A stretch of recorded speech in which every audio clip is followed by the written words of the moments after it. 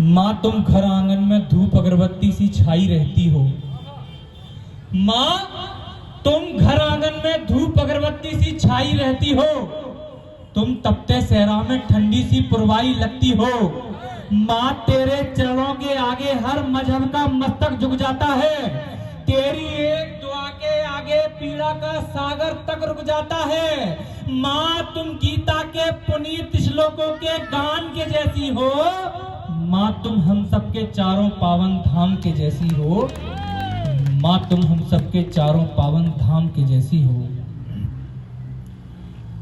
दान में मिली सत्ता पाकर किसी का प्रभाकर हो जाना, राजनीति का उगता हुआ दिवाकर हो जाना और कोलू की तरह तपना पड़ता है मातृभूमि की रक्षा हेतु। इतना आसान नहीं होता किसी का सावरकर हो जाना। इतना आसान नहीं होता किसी का सावरकर हो जाना। चार चार पंक्तियों में बात कहने की कोशिश करता हूं और जिन पंक्तियों से जाना जाता हूं मैं वहीं से शुरुआत करता हूं कि लिखने को तो मैं भी लिख दूं प्रेम भरी बातों पर, पल पल करवट लेती व्याकुल होती रातों पर। लिखने को तो चूड़ी बिंदी कंगन की खनखन लिख दूं, घर आंगन में शोर मचाती पायल की छम छम लिख दूं। लिखने को तो लैला मजनू रांझा हीर लिखूं, किसी ग्रोच का वध होने पर आंखों का मैं नीर लिखूं। सुबह अवध की और मथुरा की मैं शाम लिखूं, बच्चन की मधुशाला के हंसते गाते जाम लिखूं। लेकिन भारत माता जब चुपके चुपके सौ आंसू रोती है, कलम मेरी हो व्याकुल शब्दों में अंगारों को पोती है। इसीलिए मेरे गीतों में मुन्नी शीला के बंद नहीं होंगे, अधरों को अधरों पर रखने वाले मेरे छंद नहीं होंगे। ना कुर्सी के जय घोष लिखूं, ना किसी के मन को बाता हूं। और मैं चंबल का बागी बेटा गीत वाक्य गाता हूं। मैं चंबल का बागी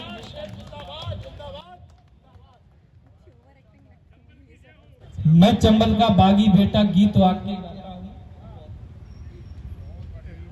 और चार पंक्तियां समर्पित करता हूं कि आओ तुमको वीरों की बलिदानी कथा सुनाते हैं।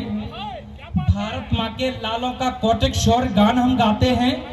भड़क रहा था जिसके मन में आजादी का शोला था, गोरों के हर चाबुक पर जो वंदे मातरम बोला था। अरे सीना चौड़ा जिसका ललाट भी चमकीला था, भारत माँ का बेटा शेखर तनमन से जोशीला था।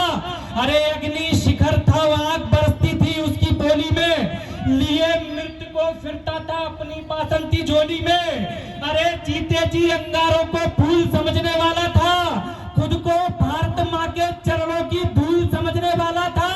अरे इस पर कोई जादू था या था कोई टोना, जिसने मृत्यु को समझा हरदम एक खिलौना। अरे जीते जी गोरे ना छुपाए जिसकी परछाई को, सौ बार नमन है ऐसी कार्रवाई को। हे शेखर जब भी तुमको पढ़ता हूँ साहस से भर जाता हूँ। मैं चंबल का बागी बेटा गीत वाक्य गाता हूँ। मैं चंबल का बागी बेटा गीत वाक्य गाता हूँ। और जिस 23 साल की उम्र में लड़कों के दिल टूट जाते हैं और फांसी के फंदे को चूम लेते हैं, तो हमें इस बात का ज्ञान होना चाहिए कि उसी 23 साल की उम्र में 3 बंदों ने हंसते हंसते फांसी के फंदे को चूम लिया था। तब मैं कहने की कोशिश करता हूं इस मंच से कि जिन लोगों ने हंसते हंसते फांसी के फंदे को चूमा था, जिसका अंतस इंकलाब के जयकारों पर झूमा था, काल चक्र के सम्मुख जिसने मृत्यु से आंख लड़ाई थी, जिसके आगे हरदम गोरों ने मुंह की खाई थी। अरे आजादी के हवन कुंड में जिसने अपना मस्तक झोंक दिया, अंग्रेजों के दिनकर को जिसने मध्यांचल में रोक दिया, सागर की लहरों का संयम जिसके आगे टोला था, आजादी की खातिर जिसने रंगा बसंती चोला था, ऐसे वीर भगत सिंह को मैं अपना शीश झुकाता हूँ। मैं चंबल का बागी बेटा गीत वाक्य गाता हूँ। मैं चंबल का बागी बेटा गीत वाक्य गाता हूँ। लेकिन मन में पीड़ा कब होती है? मन में पीड़ा तब होती है जब दिल्ली जैसे विश्वविद्यालय में खड़े होकर के देश को तोड़ने के, इस देश की एकता को भिन्न भिन्न करने के नारे लगाए जाते हैं और कहा जाता है कि अफजल हम जिंदा हैं, तेरे कातिल शर्मिंदा हैं। तब चार पंक्तियां निवेदित करता हूं। कौन लोग हैं जो इस देश में रहते हैं, इस देश का खाते हैं और इसी देश के टुकड़े करने की बात करते हैं। और अगर आपको लगे कि इस मंच से खड़े होकर के आपके इस बेटे ने सही बात की है तो तालियां उठाना अपनी। मैं पंक्तियां निवेदित करता हूं दादा, मंच से आशीर्वाद चाहता हूं कि जिन लोगों के ओठों पर केवल देश विरोधी नारे हों, जिन लोगों ने भारत मां को दिए घाव कई सारे हों, जो अफजल की फांसी पर शर्मिंदा होकर बैठे हों, अपने आकाओं के बलबूते पर जो ऐंठे हों, जिनकी हरकत से शर्म कहीं शर्मिंदा हो जाती हो, जिनके मुंह से हरदम गद्दारी की बू आती हो, जो जहर घोल रहे हैं भारत की पावन पुनीत माटी में, अरे भूसा भर दो खाल में इनकी, गोली मारो छाती में, मुझसे नजर मिलाओ मैं तुमको दर्पण दिखलाता हूं, और मैं चंबल का बागी बेटा गीत वाक्य गाता हूं, मैं चंबल का बागी बेटा गीत वाक्य गाता हूं।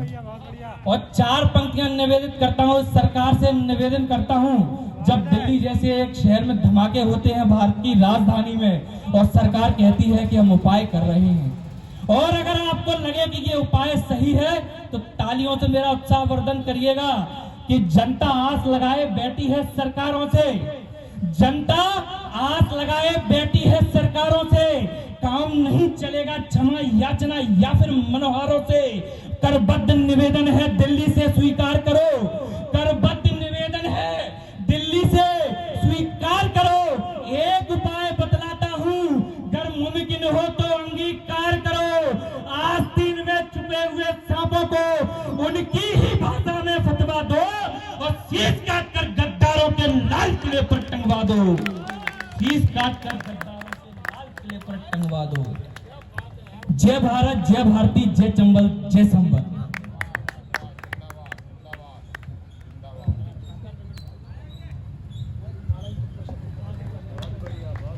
बहुत ही शानदार का पाठ का, एक बार जोरदार तालियां